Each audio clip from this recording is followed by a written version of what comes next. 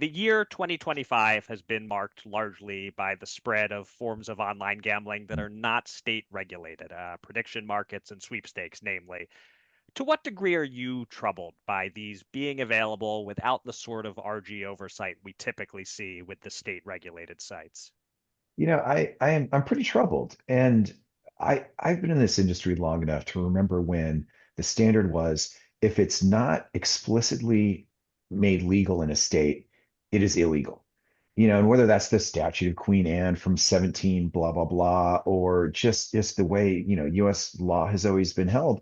That was what I grew up with. 95 when I came to the American Gaming Association as director of research. That was the standard. If it's not explicitly made legal, for a certain group, certain, age, all that kind of stuff, you couldn't do it.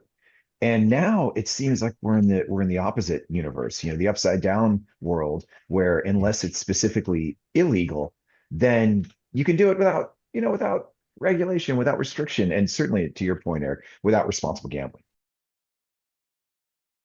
So, anecdotally, I'm hearing that there are people who are getting into trouble on these, alternative markets. Statistically, the research suggests that many people who, for example, trade excessively or use some of these financial products are also gambling.